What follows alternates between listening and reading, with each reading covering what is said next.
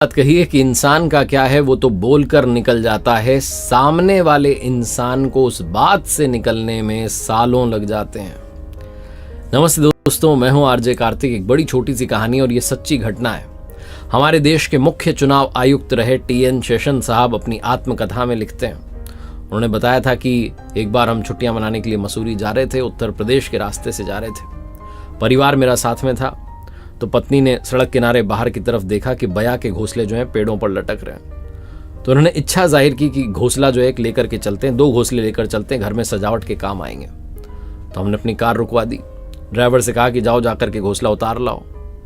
Driver गए बाहर और जाकर के उन्होंने देखा कि पेड़ की ऊंचाई काफ़ी थी, तो घोंसला उतारने में दिक्कत आ रही थी। तो सिक्योरिटी वाले जो थे साथ में, उनसे कहा कि भाई आओ आप भी एक बार। वो भी गए। दोनों ने देखा कि पेड़ पर चढ़ना होगा तो बड़ा मुश्किल काम हो जाएगा, क्या किया जाए। तो आसपास नजरें दौड़ाई तो एक लड़का उन्हें दिखाई दिया जो कि भेड़ बकरियों को चरा रहा था। उसे आवाज देकर बुलाया कि इधर आओ लड़के। लड़का आया, उसे कहा ये घोंसला उतार दो। उसने कहा साहब मैं नहीं उतारूंगा, चला गया। फिर इनको लगा कि अजीब लड़का है, घोंसला नहीं उतार रहा। फिर बुलाया इधर आओ, ये 10 रुपये लो, अब उतार दो। लड़के ने कहा साहब कहा ना मैं नहीं उतारूंगा। फिर से चला गया, भेड़ बकरी चराने लगा। इन दोनों ने आपस में डिस्कस किया कि क्या किया जाए, थोड़ा पैसा बढ़ा देते हैं। तो फिर से आवाज दी, बच्चे इधर आओ, 50 रुपये लो, अब उतार दो। उस लड़के ने कहा साहब आप समझ ही नहीं रहे हो, मैं आपसे कह रहा हूँ मैं घोंसला नहीं उतार सकता, मैं उतारूंगा नहीं। बोले क्यों, तुम्हें पेड़ पर चढ़ना नहीं आता? बोले नहीं आता है, लेकिन मैं नहीं उतारूंगा, आप मुझे माफ करो। फिर चला गया। टी.एन. शेषन साहब देख रहे थे कि भाई आए क्यों नहीं, लेकर के छोटा सा तो काम है। तो खुद उतर के चले गए। पूछा क्या हुआ? बोले वो लड़का उतार नहीं रहा, हमने उसको 50 रुपये तक की बात कह दी। शेषन साहब कहते हैं एक बार और बुलाओ। बुलाया गया लड़का। टी.एन. शेषन साहब ने कहा भाई 100 रुपये रख लो, उतार दो। उसने कहा नहीं उतारूंगा, आप मुझे 1000 रुपये दोगे तब भी नहीं उतारूंगा। फिर चला गया दौड़ के। टी.एन. शेषन साहब आकर के अपनी गाड़ी में बैठ गए और शेषन साहब ने लिखा कि मुझे समझ में नहीं आ रहा क्या हो रहा था, मैं समझना चाह रहा था कि कारण क्या है, उतार क्यों नहीं रहा। तो टी.एन. शेषन साहब ने एक बार फिर से अपनी टीम से कहा जाओ एक बार उसको बुला के बस लाओ, कहना उतारना नहीं है, वो साहब कुछ बात करना चाह रहे हैं। तो गए सिक्योरिटी वाले, जाकर के उससे कहने लगे कि अरे साहब बुला रहे हैं, एक बार बात करना चाह रहे हैं। तो जब उसे लेकर के आए थे तो रास्ते में समझा रहे थे बड़े साहब हैं, सजा दे सकते हैं, पुलिस की टीम आ जाएगी, समझो तुम उतार दो ना। उस लड़के ने कहा नहीं उतारूंगा नहीं। तो आपस में डिस्कस करते उसको लेकर आ गए कार के पास। और शेषन साहब ने पूछा उससे, बेटा बस ये बता दो कि उतार क्यों नहीं रहे हो, तुम्हें 1000 रुपये तक की बात हो जा रही है, तुम ये कह दे रहे हो कि 1000 में भी नहीं उतारूंगा, ऐसा क्या है घोंसले में?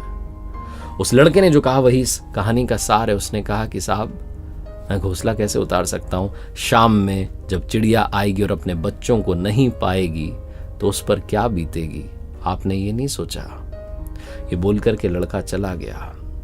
टी.एन. शेषन साहब कहते हैं कि उस शाम में मुझे अपराध बोध हुआ, मुझे समझ नहीं आया कि मैंने इतनी पढ़ाई की, IAS बन गया, ये सब मिल गया लाइफ में, इतनी सुविधाएं आ गई, सुख सुविधाएं भोग ली, इतना बड़ा पद मिल गया, लेकिन मेरे दिमाग में वो बात नहीं आई जो एक अनपढ़ बच्चे के दिमाग में आ गई जो सड़क किनारे भेड़ बकरी चरा रहा था। मैंने सिर्फ पत्नी की इच्छा सुनी और उसके पीछे चल पड़ा, ये नहीं सोचा कि आगे क्या होगा।